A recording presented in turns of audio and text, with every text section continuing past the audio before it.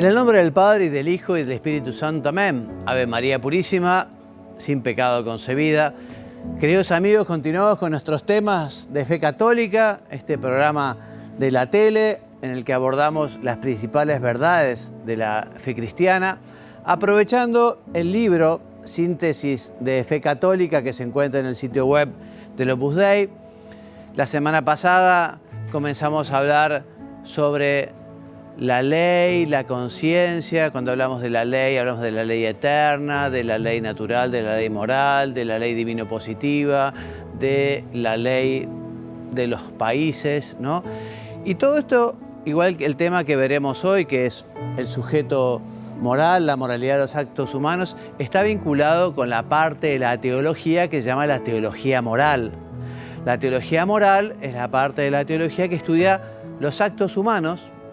La teología moral es como una brújula, porque justamente nos ayuda a ver si ese acto es bueno o malo, si ese acto suma o resta, si ese acto nos ayuda a ir a Dios o nos aleja de Él. Por eso es tan importante la teología moral. Podríamos decir que la teología moral de alguna manera se resume en su esencia en los 10 mandamientos, ¿no? Que son justamente las avenidas para ir al cielo, ¿no? Que además se pueden sintetizar, como dijo nuestro Señor, en amar a Dios sobre todas las cosas y al prójimo como a nosotros mismos, ¿no? Bueno, hoy comenzaremos entonces a hablar de el acto moral, y comenzaremos hablando un poco de las pasiones, ¿no? Las pasiones. Uno dice, bueno, ¿cuál es tu pasión, ¿no? O sea, no se refiere a la pasión que uno puede tener por el fútbol, por ejemplo, una verdadera pasión, ¿no? Sino que justamente las pasiones que están vinculadas mucho a los sentimientos, es lo que nos da una orientación para obrar de una manera o de otra, ¿no? Las pasiones, ya veremos, hay que formarlas, hay que educarlas. Uno no puede vivir apasionadamente, sino que muchas veces tiene que moderarse. Ya vamos a ver que las pasiones pueden ser buenas o malas, depende los actos que acompañan, ¿no? Porque ser apasionadamente generoso, bueno, caritativo, ¿no?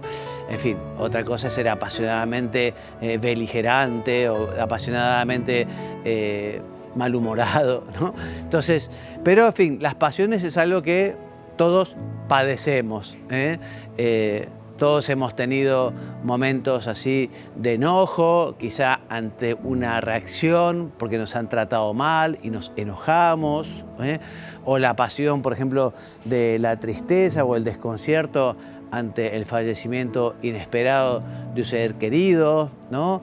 O quizá nos puede surgir como la tentación, la pasión de la envidia al ver, ¿no?, el progreso de algunas personas o algún objeto valioso, ¿no?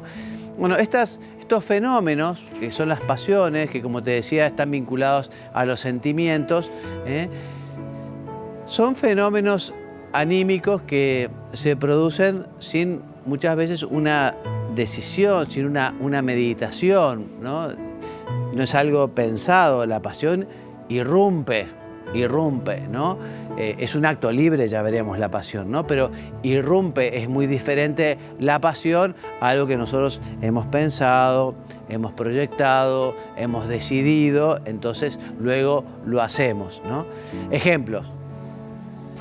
Decidimos ponernos a estudiar o ir a casa de un amigo enfermo para estar un rato con él. Es algo, bueno, que uno lo ha decidido, lo ha pensado, buscar el mejor momento, Entonces, te decía, son acciones, estos actos, con los que detenemos o damos rienda suelta a las pasiones, ¿no? Ante una palabra ofensiva que suscita en nosotros un movimiento de ira, podemos decidir o no responder a esa acusación o a ese maltrato o a ese insulto o a ese trato injusto, ¿no? Entonces, me tratan mal, irrumpe la pasión, pero ahí está justamente el hombre. No se mueve solo por los instintos, no se mueve solo por los sentimientos o el corazón, sino que justamente aquello uno tiene que racionalizarlo, ¿no? Entonces, ante esa pasión que viene, bueno, podemos, digamos, sucumbir de alguna manera y reaccionar de mala manera, o podemos justamente perdonar, disculpar, callarnos la boca, dejarlos pasar. Por eso decimos que las acciones voluntarias son las que son objeto de valoración moral, ¿no? O sea, los actos humanos, llamamos actos humanos a los actos que se han realizado con libertad. Se pueden distinguir, por ejemplo, de los actos del hombre, que a veces se lo llaman, que son esos movimientos, no sé, como la circulación de la sangre o como, no sé, hacer la digestión. Bueno, eso es algo que uno no lo hace voluntariamente, los latidos del corazón, ¿no? Entonces, en cambio, para poder decir que un acto es moral, es un acto que es libre, un acto en el que hay una decisión, ¿no? Entonces, por eso los actos morales, digamos, pueden ser plausibles o pueden ser reprobables, pueden ser buenos o malos. Esto no quiere decir que los sentimientos o las pasiones sean actos involuntarios, son actos voluntarios en la vida cristiana, en la vida en general, ¿no? Entonces, ¿las pasiones son buenas o malas? Son buenas. Y bueno, depende cuál sea el acto, digamos, que nos lleve a la pasión. O sea, como te decía, ser apasionado porque uno es un iracundo que se enoja habitualmente y de modo fuerte y grave con los demás. Y bueno, esa pasión hay que sosegarla, ¿no? Esa pasión es una pasión negativa, ¿no? La pasión quizá por hacer el bien, por ser solidario, por tener amor a la verdad, amor a la justicia, ¿no? Eso es una pasión muy buena que ayuda a ser justamente mejor cristiano, ¿no? Por eso decimos, las pasiones sugieren una toma de posición y una línea de conducta. Por eso, ante una persona o cosa considerada como buena, surge una pasión positiva, que es la alegría, el entusiasmo, y esa sugiere justamente una toma de posición, una línea de acción positiva, ¿no? Alabar, acercarse a esa persona. En cambio, ante una persona o acontecimiento considerado como malo, y surge una pasión de signo negativo, ¿no? La tristeza, el enojo, que justamente lo que sugiere es una toma de posesión, una línea de acción negativa, ¿no? El rechazo, la desaprobación, el disgusto, ¿no? Entonces, en términos generales, se puede decir que las pasiones que surgen de un juicio verdadero y que sugieren una toma de posesión y una línea de acción buena son una ayuda para la vida cristiana. Si uno naturalmente, ¿no? Tiene esa pasión porque es calmo, es tranquilo, sopesa los temas, es prudente, ¿no? Bueno, eso le ayuda a ser mejor cristiano, ¿no? Entonces, las pasiones, en cambio, que suponen un juicio falso, ¿no? Por ejemplo, que ven una ofensa donde no la hay, alguien que puede ser tremendamente susceptible, por ejemplo. Entonces, bueno, puede llegar a llevar a tomar una forma de pensar, una posición, una línea de acción moralmente negativa. Por ejemplo, una falta de caridad, un comportamiento violento, etcétera, etcétera, etcétera. Entonces, ¿qué tenemos que hacer con las pasiones? Entonces, las pasiones, ya veremos, hay que educarlas, las pasiones hay que llevarlas por el buen camino. Están muchas veces vinculados al carácter, ¿no? El carácter justamente también hay que moderarlo. Uno no puede decir, bueno, este es mi carácter. Bueno, el carácter hay que moderarlo, las pasiones hay que dominarlas. Uno no puede hacer lo primero que le viene, el sentimiento a la pasión, ¿no? Entonces, y además hay que llevarlas justamente para hacer el bien, porque si justamente las pasiones estamos en una lucha constante porque nos cuesta tremendamente hacer el bien, buscar la verdad, vivir la caridad, ¿no?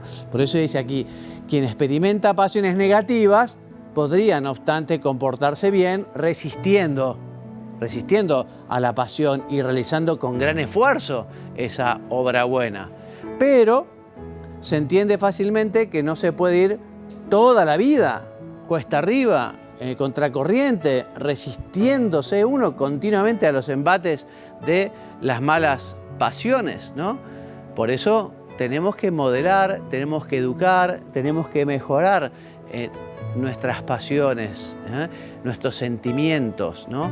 Entonces, si no se logra corregir y educar el mundo interior de los sentimientos, será muy difícil discernir lo que es bueno, porque las pasiones negativas oscurecen la mente con frecuencia, ¿no? Y se va a terminar cediendo ante las pasiones, porque efectivamente será una constante. Entonces se trata, ¿no?, de, aquí tenemos la foto del libro, educar los sentimientos, ¿no? Educar, ¿no?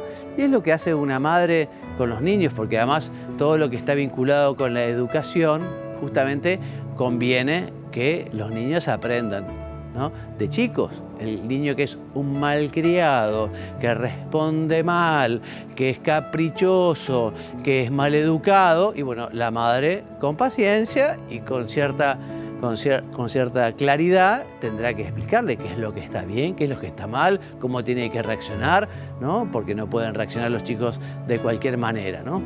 Entonces, es parte fundamental de la formación y de la vida cristiana la educación del complejo mundo de los sentimientos, ¿no?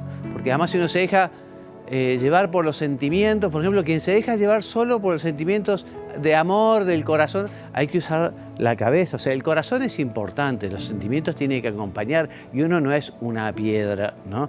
La pasión es buena, pero justamente hay que educarla, hay que llevarla, hay que canalizarla, ¿eh?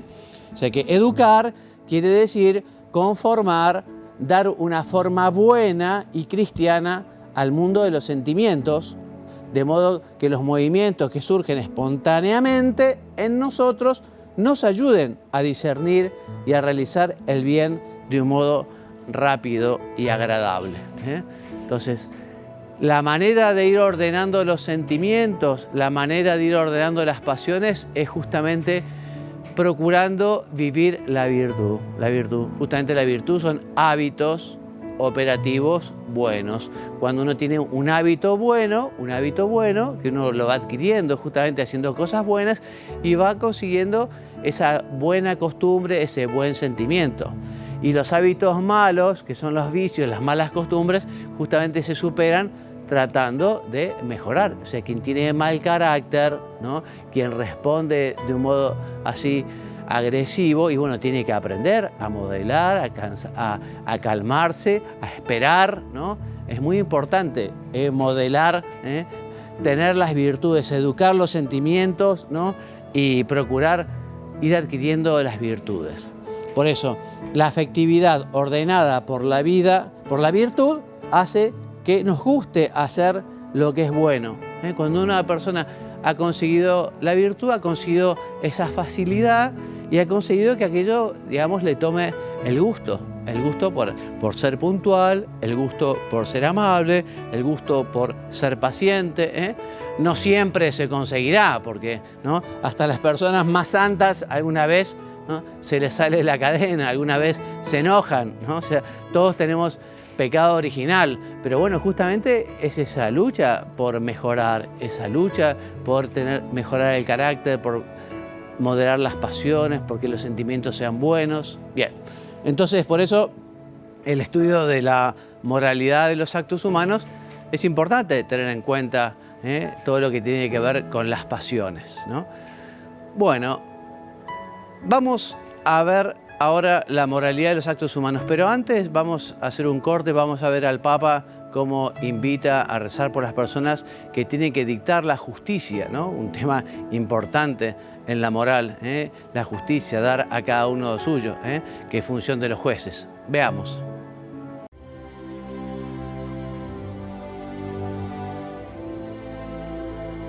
De los jueces dependen decisiones que influyen en los derechos y en los bienes de las personas. Su independencia les tiene que mantener alejados del favoritismo, de las presiones, las cuales pueden contaminar las decisiones que ellos tienen que tomar. Los jueces han de seguir el ejemplo de Jesús, que no negocia nunca la verdad. Recemos para que todos aquellos que administran la justicia obren con integridad y para que la injusticia que atraviesa el mundo no tenga la última palabra.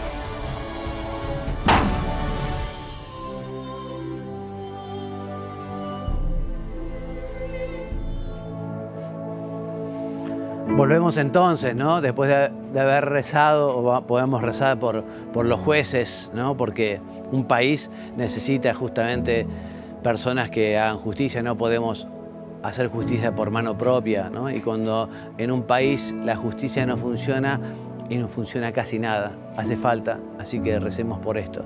Estamos hablando de teología moral, estamos hablando de que la teología moral es la parte de la teología que estudia los actos humanos. Decíamos que los actos humanos son aquellos que se realizan con libertad, y justamente porque el hombre es libre, ese acto puede ser bueno o malo, puede sumar o puede restar, puede acercarnos a Dios o puede alejarnos de Dios.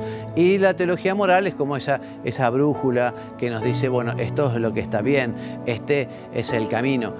Como toda teología, y la teología moral especialmente, tiene su fundamento en la Sagrada Escritura y en la tradición. Justamente vemos como en la Biblia nos muestra Dios cuáles son las acciones reprobables de los hombres, cuál es lo que es pecado, ¿no? También podemos explicar que la teología moral se diferencia de la ética, porque la teología moral se basa justamente en el dato revelado, se basa en la Biblia, en la Sagrada Escritura. En cambio, la ética, como vemos muchos antiguos filósofos, solo es un pensamiento racional sobre qué es lo que le conviene para el hombre, qué es lo bueno para el hombre, qué es lo que lo perfecciona o no, ¿no? Pero bueno, ética y teología moral van de la mano. Entonces, hablamos un poquito de las pasiones, pero ahora vamos a hablar entonces de, bueno, cómo ver si ese acto es bueno o malo, ¿no? Entonces, la Iglesia nos dice que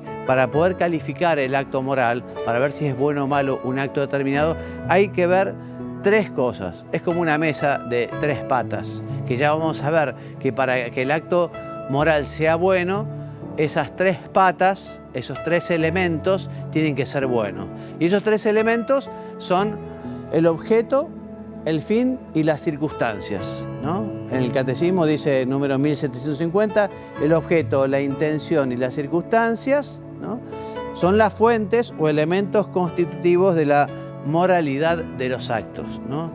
Ya veremos, primero veamos qué es un poco el objeto. El objeto es la acción del hombre, pero no es la acción física solamente, es la acción física calificada moralmente, ¿no? El objeto moral es la acción del sujeto vista desde la perspectiva moral. Por ejemplo, una acción que es hablar, o sea, emitir sonidos con la boca, ¿no? Esa es la acción. Pero el objeto moral puede ser muy diferente, porque uno al hablar puede estar alabando, puede estar rezando, o puede estar insultando, puede estar mintiendo, puede estar difamando, ¿no? Entonces el objeto, digamos, es la acción, pero ya calificada moralmente. Por ejemplo, quitar la vida a alguien, matar. Y es diferente la legítima defensa, la defensa propia es distinto que un asesinato, que un parricidio, ¿no? Entonces el objeto moral es muy importante. Entonces, para que el acto sea bueno, vamos a ver, hace falta que el objeto sea bueno, pero que también el fin y las circunstancias sean buenos. Porque la finalidad es muy importante porque si uno hace algo bueno, pero con mala intención, por ejemplo, dar limosna, dar limosna es algo bueno, ¿no? Pero si uno lo hace por amor propio, por vanidad, para sentirse superior, para despreciar a los demás, y bueno, esa finalidad está corrompiendo ese acto que en sí mismo tiene un objeto moral bueno. Entonces eso a mí, al final, no me suma. Estoy haciendo algo bueno, pero a mí, por la intención, entonces ya vamos a ver la intención, las circunstancias, me estoy adelantando un poco, ¿no? Las circunstancias también, o sea, si yo doy limosna, pero resulta que hay unas determinadas circunstancias por las que mi familia está pasando por un estado de pauperismo y pobreza tremenda. Y bueno, sería injusto que yo le dé a una persona un dinero cuando mi señora o mis hijos lo necesitan, porque la caridad es ordenada. Entonces, esas circunstancias concretas, entonces todo esto es para decir que para poder calificar un acto como moralmente bueno, tiene que ser bueno el objeto, el fin y las circunstancias. Decimos algo más del objeto, ¿no? Que está relacionado con las virtudes y los vicios, o sea, los actos que por su objeto se oponen a las virtudes, como la justicia, la templanza, son malos siempre por sí mismos, independientemente de las intenciones o de las circunstancias. Cuando el objeto es malo, el acto siempre va a ser malo, por más que el fin sea bueno, porque sabemos, el fin no justifica los medios, ¿no? Entonces, son intrínsecamente malos, por ejemplo, el adulterio, el aborto, el robo, ¿no? El robo, ¿no?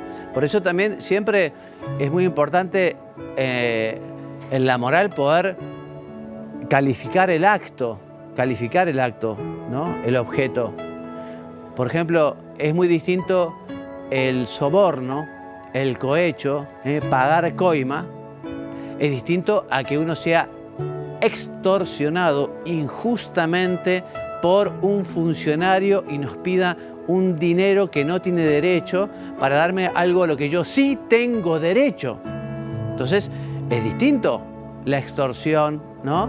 Es distinta la extorsión del cohecho o de la coima, ¿no? Por eso es muy importante, hay que determinar cuál es el objeto moral de esa acción. Bueno, la intención. Entonces la intención es lo que habitualmente es el motivo por lo que uno realiza aquella acción, ¿no? O sea, en cada comportamiento hay un fin último querido por sí mismo, ¿no? Fin último, quizá lo hacemos por fines más particulares, pero también es muy importante que siempre lo hagamos por un fin importante. Por ejemplo, cuando hablamos de hacer las cosas con rectitud de intención, y bueno, hacerlo por amor a Dios, por amor al prójimo, por tener afán de servir, ¿no? Entonces uno tiene una intención recta y aquello es valedero. Si en cambio la intención es el amor propio, la vanidad, la vanagloria y algo que puede ser objetivamente bueno, un objeto bueno, resulta que deja de ser bueno para nosotros. Entonces la intención, como te decía, como cualquier otro acto de voluntad, puede ser moralmente buena o mala, ¿eh? Si es buena, confirma e incluso puede aumentar la bondad de esa acción buena. Estoy diciendo algo que es más o menos indiferente o que es bueno. Ya, si tengo además esa buena intención, lo mejora.